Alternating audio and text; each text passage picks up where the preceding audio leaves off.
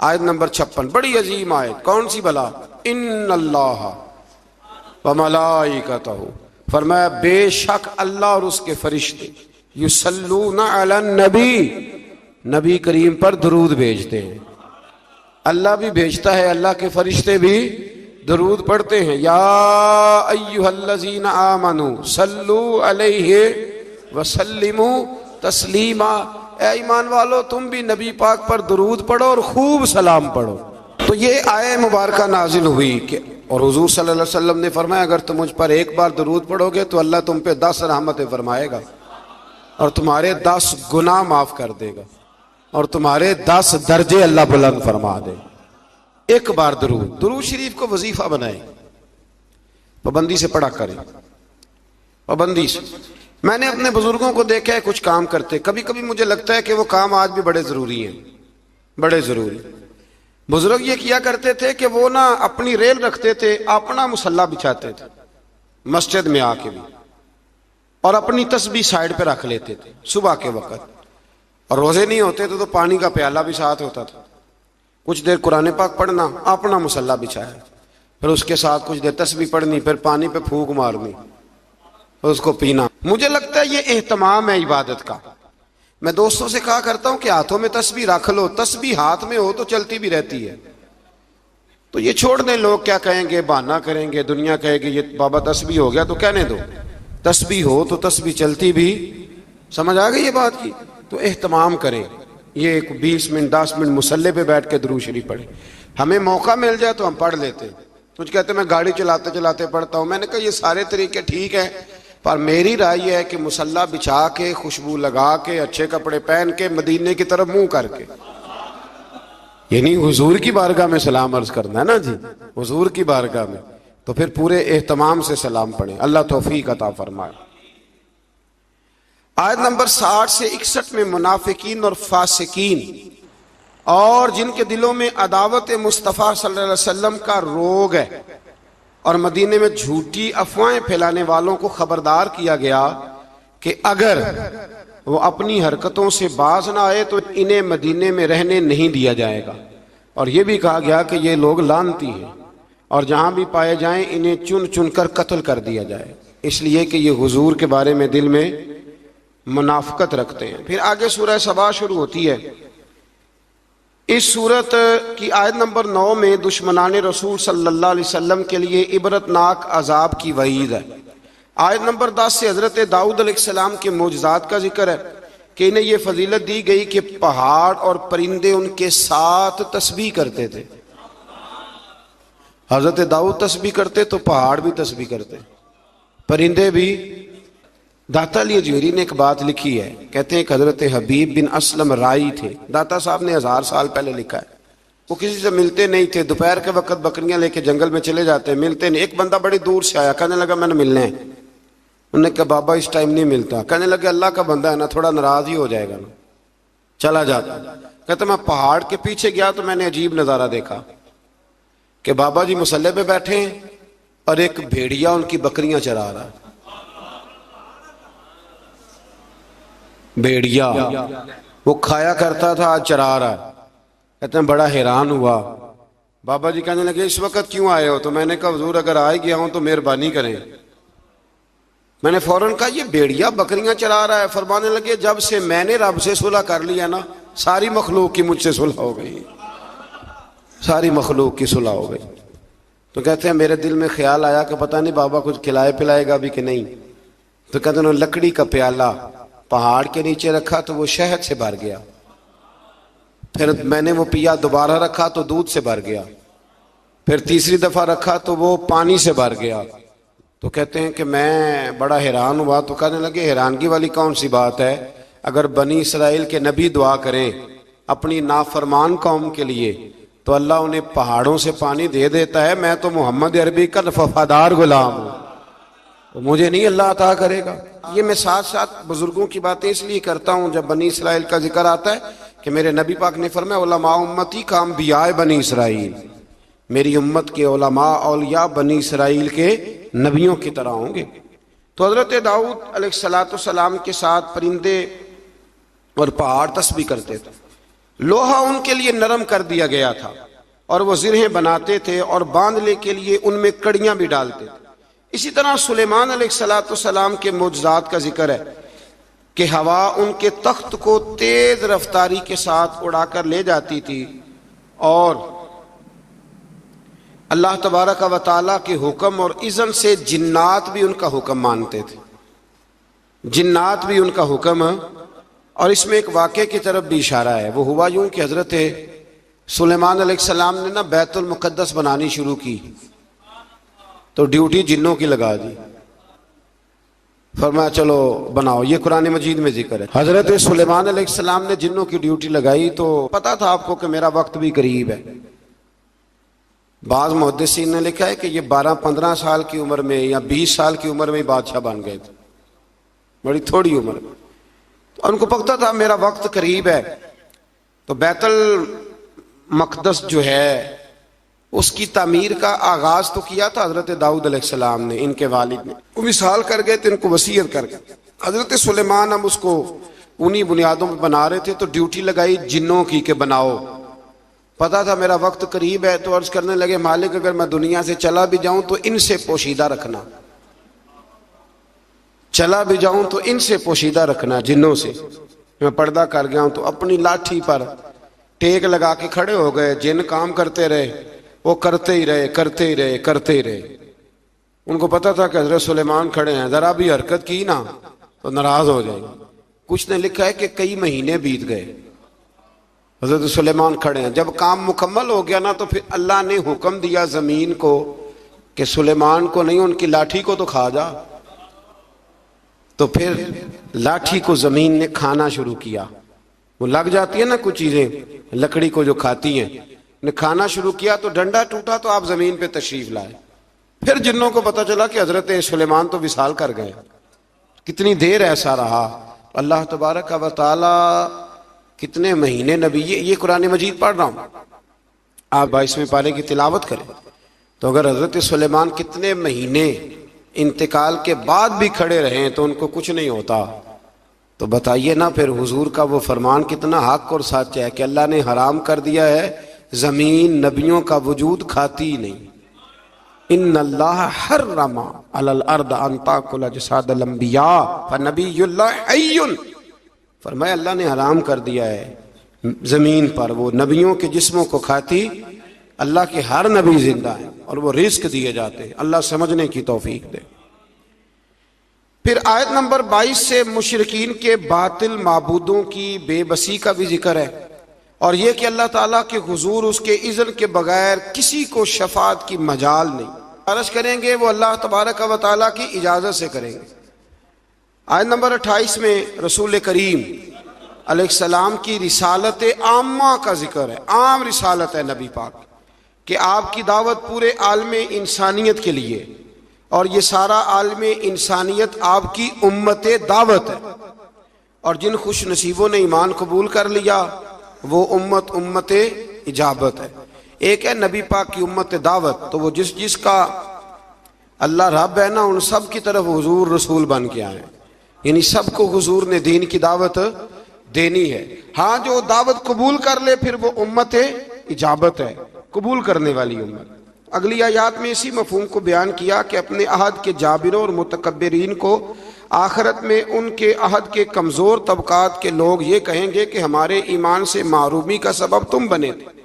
مزید بتایا کہ پچھلی امتوں کے خوشحال لوگ مال و دولت کی فراوانی کو اپنی مقبولیت کی دلیل سمجھتے تھے، کہتے تھے ہم اللہ کے قریبی ہیں اسی لیے تو اتنی مال و دولت دی ہے اللہ نے ہمیں، اس کو وہ دلیل بناتے تھے۔ حالانکہ مال و دولت کوئی دلیل اگر یہ قریب ہونے کا ذریعہ ہوتی تو سب سے زیادہ میرے نبی پاک کی تجوریوں میں ہوتی، یہ کوئی دلیل نہیں۔ اللہ نے فرمایا کہ اس کا قرب مال و دولت کی فراوانی سے نہیں ملتا بلکہ ایمان اور عمل صالح کی دولت سے ملتا ہے، اور رزق کی کشادگی یا تنگی کا تعلق کسی کی فضیلت یا بے توقیری سے نہیں ہے بلکہ یہ اللہ تعالیٰ کی حکمت ہے کہ کبھی وہ نعمتوں کی فراوانی امتحان کے طور پر فرماتا ہے اور کبھی آزمائش میں مبتلا کر کے بندے سے امتحان لیتا ہے۔ آیت نمبر 40 میں اللہ تعالیٰ کے فرشتوں سے سوال کہ کیا یہ لوگ تمہاری عبادت کرتے ہیں؟ فرشتوں کا اللہ تعالیٰ کی تسبیح بیان کرتے ہوئے اس کی بندگی کا اظہار کیا، اس بات کا اللہ نے اس آیات میں ذکر کیا۔ آیت نمبر 45 میں فرمایا کہ ان کفار سے پہلے جن لوگوں نے رسول کو جھٹلایا، ہمارے رسولوں کو، ان سے قوت اور دبدبہ میں وہ لوگ زیادہ مضبوط تھے۔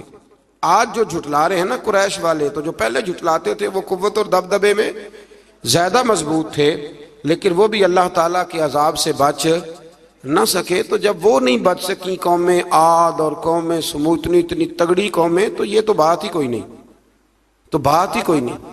اللہ اکبر۔ آخری آیات میں فرمایا کہ روز حشر کفار کی خواہش ہوگی کہ عذاب سے نجات مل جائے، مگر ان کی یہ خواہش پوری نہیں ہوگی۔ پھر سورہ فاتر شروع ہو جاتی ہے اس سے آگے۔ تو اس کی آیت نمبر 5 میں تمام انسانوں سے خطاب کرتے ہوئے فرمایا کہ قیامت کا وعدہ حق ہے، اور دنیاوی زندگی کی لذتوں میں کھو کر کہیں دھوکے میں نہ پڑ جانا، اور شیطان تمہارا دشمن ہے، اس لیے تم بھی اسے اپنا دشمن ہی سمجھو، اس سے گرانے لگانے کی ضرورت، اس سے دوستیاں نہ کرتے پھر، اس کے لیے تیاری نہ کرو۔ یہ رمضان کے آخری دن شروع ہو جاتے ہیں تو ہمارے بچے موٹر سائیکلیں تیار کرنی شروع کر دیتے، یعنی عین رمضان میں۔ مجھے کچھ لوگ کہتے ہیں کہ یہ عید والے دن بڑی طوفان بدتمیزی ہوتی ہے، تو میں کہتا ہوں کہ اللہ تعالیٰ ہمیں معاف کرے، ہوتی عید والے دن ہے پر اس کی تیاری رمضان میں ہوتی ہے، تو کتنا بڑا جرم ہے۔ یعنی ادھر چاند رات کا اعلان ہوگا تو ادھر تماشا لگ جائے، ہمیں احتیاط کرنی چاہیے۔ حضور علیہ السلام نے فرمایا تو یہ جو چاند رات ہوتی ہے نا، یہ تو مزدور کو مزدوری ملنے کا وقت ہوتا ہے، تو لوگ ہیں کہ وہ کھیل کود میں لگ جاتے ہیں۔ اللہ سمجھنے کی توفیق دے۔ آیت نمبر 9 سے 13 تک ایک بار پھر اللہ تعالیٰ کی قدرت کے تحت بارش کے نظام کا ذکر ہے۔ انسان کو اس کے جوہر تخلیق کی طرف متوجہ کیا گیا تاکہ سرکشی کا شکار نہ ہو، اور وہ یہ کہ مادہ کے پیٹ میں حمل کو بھی اللہ جانتا ہے، اور یہ کہ کس کی عمر میں درازی ہے یا کس کی عمر میں کمی ہے، وہ سب اللہ نے کتاب تقدیر میں لکھ دیا ہے۔ آیت نمبر 12 سے فرمایا کہ میٹھے اور کھارے پانی کے سمندر برابر نہیں ہوتے، میٹھے اور کھارے پانی کے سمندر برابر نہیں ہوتے، لیکن فرمایا سب سمندروں سے تمہیں مچھلی کا تازہ گوشت ملتا ہے، پانی جیسا بھی ہو، اور تم ان سے پہننے کے زیور بھی نکالتے ہو، اور کشتیاں پانی کو چیرتی ہوئی چلی جاتی ہیں۔ نظام لیل و نہار اور شمس و قمر اسی کے حکم کے تابع ہیں، اسی کے حکم کے۔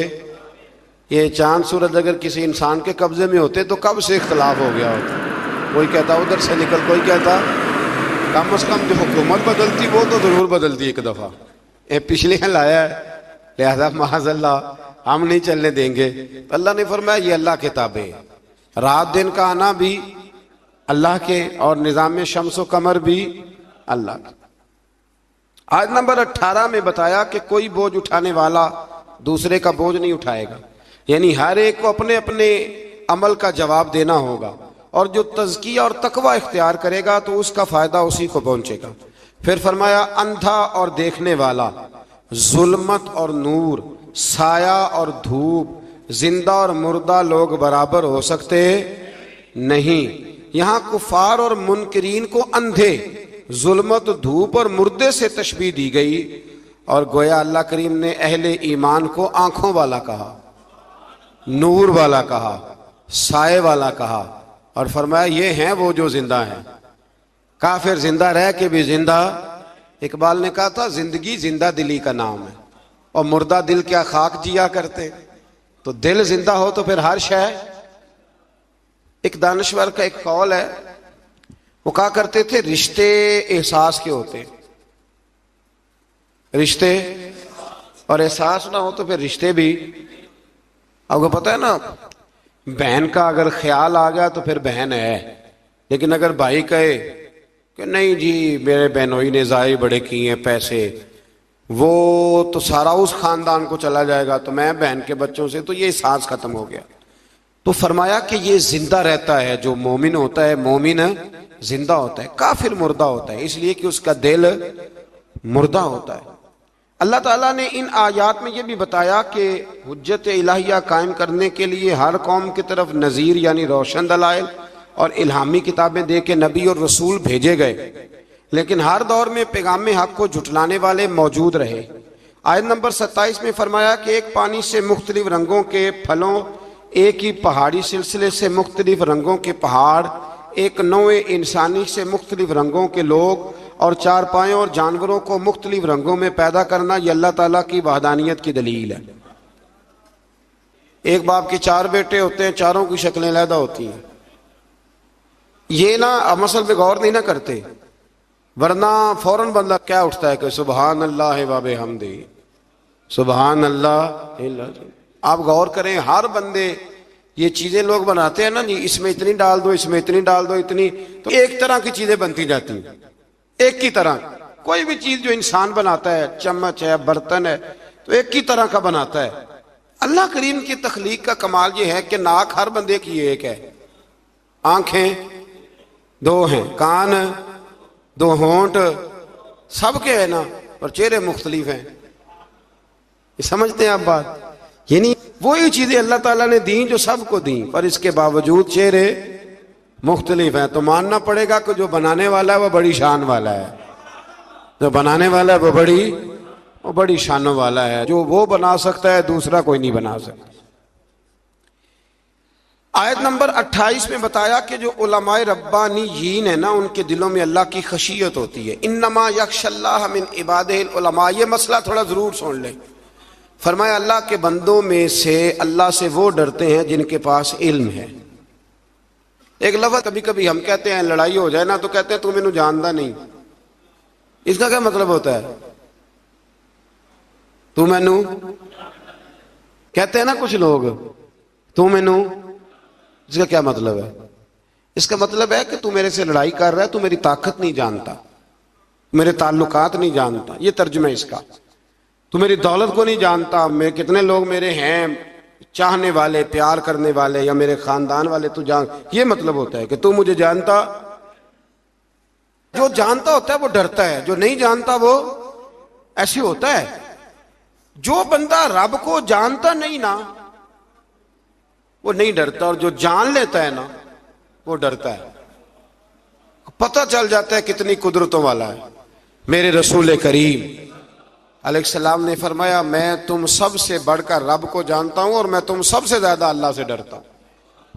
اس لیے زیادہ باتیں کرنے والا عالم نہیں ہوتا، اللہ سے زیادہ ڈرنے والا عالم ہوتا ہے۔ جو بندہ کہتا ہے میں کسی کو بولنے نہیں دیتا، میں بڑی کہانیاں سناتا ہوں، تو یہ علم کی علامت نہیں۔ انما یخشی اللہ من عبادہ العلماء، اللہ کے بندوں میں سے جو عالم ہیں وہ اللہ سے ڈرتے ہیں۔ اگر تو زیادہ ڈرتا ہے تو بڑا عالم ہے، اگر تو نہیں ڈرتا پھر تو ان پڑھ ہے۔ یہ تو اپنے آپ سے پوچھ لے۔ اب لوگ کہتے ہیں جو جری ہو جائے، جو بے دریغ بولے وہ عالم ہے۔ نہ بھائی، جو سوچ سوچ کے بولے، جو ڈر ڈر کے بولے، جو احتیاط سے بولے، اصل عالم وہی ہوتا ہے۔ اللہ توفیق عطا فرمائے۔